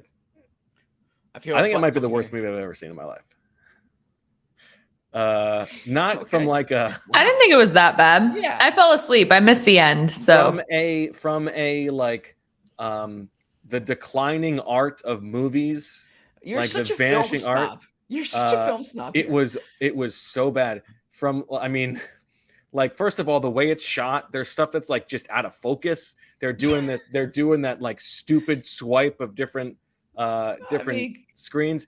There's the scene in like when they have the rehearsal dinner, where within like 90 seconds, there's a Jonah Hill thing and then a Lauren London thing, where both of them, they have these reverse coverage shots where both of them, like, their heads do not match the audio. It's incredibly distracting. It's like I mean, I thought Jonah Hill was fine. Like, it's nice to spend some time with Julia Louis-Dreyfus and Eddie Murphy. Yeah. It wasn't like a painful watch, but from like like the craft of movie making, like rushing this movie out to production and like, let's spend our money on these 4 stars and then not spend anything on the way it's going to be shot or edited or scripted or anything, was like sort of depressing. I love you, Bo, but you're like a film snob, man. Like, I mean, and I think we saw that with the movies you recommended, The Shield, too, right? So I'm not alone on this island. My threshold for a Netflix movie is like, is it going to entertain me for 90 minutes, right? And yeah, it entertained me. I'm not saying this wasn't what Citizen Kane or whatever. I've never actually seen Citizen Kane, but I've actually never sat down and watched all of Citizen Kane. Yeah, but I'm saying, like, this is just, it's for something that you can sit and you can watch with your wife for 90 minutes. It's fine, right? It's fine. Yeah, it's not awful. Yeah, it like, wasn't offensive. It was just depressing. Like, I just don't. Yeah. Just like it was such bad craftsmanship. I don't mean this disrespectfully, but like, you get. I'm not taking this disrespectfully. No, you get people sometimes who they're like, you got to watch this movie. And then you sit down and you watch it and you're like, this is painful. Like, it might be great art. There might be a great story here, but this is not entertaining me. There's some movies like you fall asleep every time you watch it. Right. Yeah. I think there was one you recommended, The Shield, that he can never like get through the movie. I don't think that was mine. That was the guy who kept telling him to watch. Yeah. So yeah, like, it's not like amazing art, but it's fine to be entertained for a few minutes. Yeah. Yeah, it hit that. That's fine. Exactly. But I was watching last night. Terrible movie. I was watching last night. Also, like the messaging of the movie was, I thought, pretty. I mean, I'm a Mel Brooks fan. I loved. I used to watch my dad, History of the World, part 1 that came out in like the 80s, and now they have the show on Hulu, History of the World, part 2, and it's really, it cracks me up. I was laughing last night, and Emily was like, "What are you watching? That's so funny here." Yeah, I was cracking up. He never sees you laugh. Well, it's different than college basketball. And watching college basketball, bad, right? So, yeah. All right, Zach, we got 8 minutes to get through 8 players here. Yeah, we don't need to analyze. We've already analyzed, so we're good. Yep. The winner of the Joe Flacco region, Marcus Mariota, takes on the winner of the Zach Pascal region, Poona Ford. Who is more likely to be signed by the Eagles, Marcus Mariota or Poona Ford? Marcus Mariota. Eagles value backup quarterbacks, and this is a spot that I think he makes a lot of sense in terms of fit and history with the player. I'll agree. Marcus Mariota. The winner of the Haloti Nada region, Patrick Peterson, or the winner of the D'Amico Ryans region for guys whose first names start with D, Damian Harris. Damian Harris or Patrick Peterson? I kind of think Patrick Peterson, but I can be swayed. I'll defer this one to you. Sell me on Patrick Peterson one more time. A competent starting cornerback. It's the same way you talk about Bobby Wagner. I know Peterson's a tick older here, but he's a competent starting cornerback who I think makes sense in the scheme. I think I go Peterson too, because I think Damian Harris is a little bit too good to be available like 3 weeks into free agency. Okay. Fair. The winner of the Malik Jackson region, ya boy, John Johnson, or the winner of the Javon Hargrave region, Byron Murphy. Byron Murphy. I mean, I could see John Johnson getting signed here, but I mean, Byron Murphy just fits the profile of play. Like, I don't know. What do you think? I agree with you.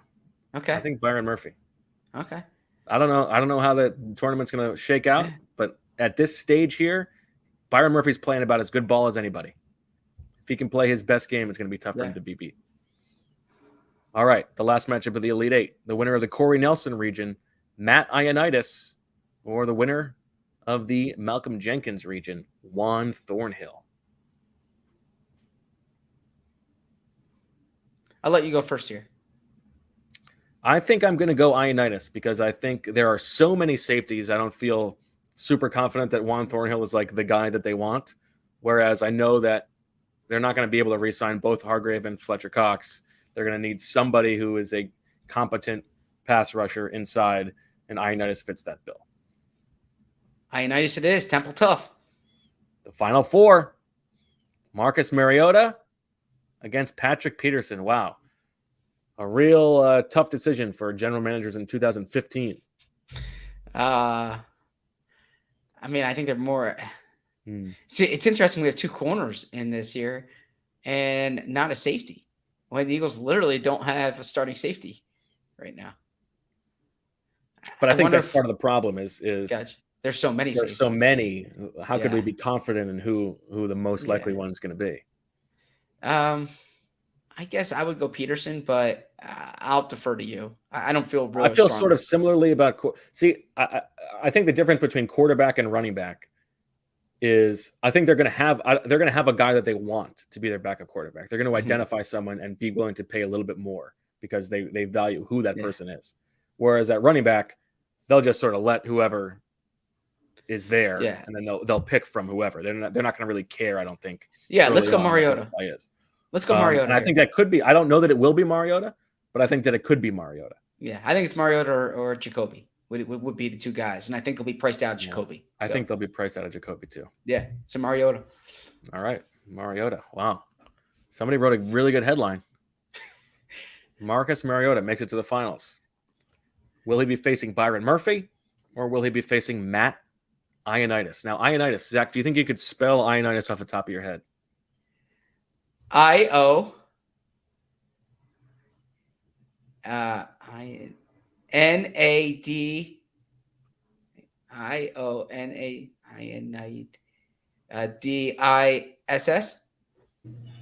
Not even close. Yeah. Sorry. Hard to say. IOA. Oh yeah. Okay. NNIDIS. Okay.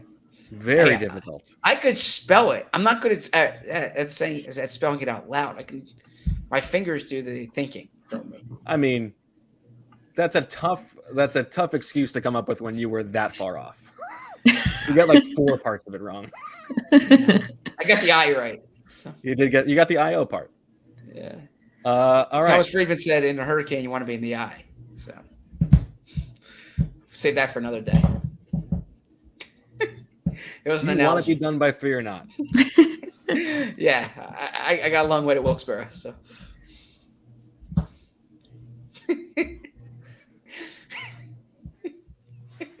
I took it. He's speechless.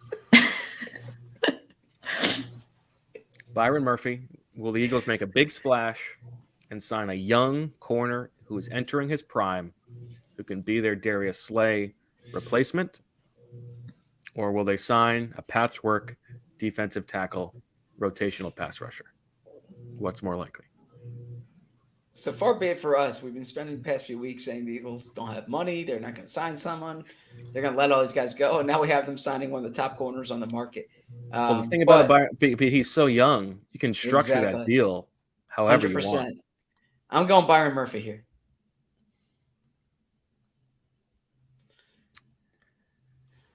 You going Ioannidis? I think they're probably more likely to sign Ioannidis, but I think that if they're going to sign a big money guy, I really do from the outside, around the outside. I really think it will be Byron Murphy. I think it's Byron Murphy or Zach Allen. I think one of those. I thought you were all in on Zach Allen when I was because I wrote my thing last night and then edited it this morning. And I was like, I'm really proud of this Byron Murphy point because I think Bo's all in on Zach Allen. I thought you were I've been going thinking Zach about Allen. Byron Murphy all along. Interesting. Okay. So, wow. Byron Murphy or Marcus Mariota? I mean, I'd rather go with the guy who's going to play than the guy who's not. So, Byron Murphy. Yeah, I think from an SEO standpoint, we've already got the Marcus Mariota thing covered. Let's be the Byron Murphy people. Well, unfortunately, I wore my Cardinals red. Yeah, this is not an article, so I mean, I don't know how the SEO. But, well, that's a fair point. But. Yeah, but in the future we should probably cross promote it and make it an article. I think we devote a lot of time in the pod. Well, I use this as prep for the thing that you already wrote. Gotcha. Okay. Wow. Well, 1 hour and 55 minutes later, congratulations are in order to Byron Murphy, who is winning the 2023 free agent Quacketology. Byron Murphy, as Zach said, from Scottsdale, Arizona. Byron Murphy Jr. went to Saguaro High School, born on January 18th, 1996. 5'11", 190. Makes up. He makes up for the Sidney Jones thing if it works out, right? You go back to the Washington well, the Jimmy Lake to coach corners, and it's like it's an FU to Jonathan Gannon. You know, this is Nick Sirianni getting it back for trying to hire Nick Rallis successfully. Yeah, I gotta say to the Cardinals here, like if two of the top free agents we're talking about are 25, I said this, are 25-year-olds at like premium positions, corner and interior pass rusher. Maybe you should keep those guys in house. So, all right, just a thought. What a ride it's been. I guess that'll do it for this episode of Birds with Friends. What's our plan next week? Are we just reacting to news? We're gonna go live, during the tampering opening window. What are we thinking? Yeah, maybe let's go Monday. Okay, first day, Monday night. But are we gonna go live like at noon, or we're gonna? Oh no, not live. No, we have to let things happen. Yeah, let's. Yeah, it could be kind of fun. It could be chaotic. We do have writing responsibilities too. So yeah, it's all part of the same job. We'll tell them to wait. They'll wait for us. Yeah, that really goes over well when we do that, right? Let's do. All right, we'll do something Monday evening. Let's do Monday evening, and then Wednesday, and then. Well, we'll see. I mean, if they sign Byron Murphy on Tuesday, we gotta pop in live. Well, sure, we'll be nimble in that regard. We'll be nipple. All right. And then, and then let's let our audience watch College Hoops on Thursday, Friday, unless we went Thursday morning. Well, yeah, we'll see what happens. If news merits, we'll do something. But otherwise, I think that's reasonable. Yeah, but let's let the Dunn family enjoy their final NCAA tournament without a kid at home. So, as Michael's answering like 8 phone calls from general managers around the league. Yeah, sorry, I got to look at my bracket here. Yeah. There's a great 7-10 game on right now. Michael, this is Arthur Blank. I wanted to call you from the top. I really want you. If the owner's calling Michael Dunn, he should sign that place right there. If the owner cares that. Not if he's offering him less money. I think if the owner's calling you, then they clearly are offering you money. Well, then get the more money out of him. If the owner's offering you, you got the leverage. So you pony up an extra $8 million, Arthur. That's how the Athletic got Bo to come, right? Yeah. Alex and Adam called him directly, and he said, pony up the extra $8 million. That's right. All right. That'll do it for another rousing edition of Free Agent Quacketology. Congratulations to Byron Murphy. Apologies to Alexander Madison, who was the last one out from the field. For Zach and Marissa and Aziz, I'm Bo. Thank you for listening. We'll talk to you next week. Free agency on the horizon. And as always, we love you.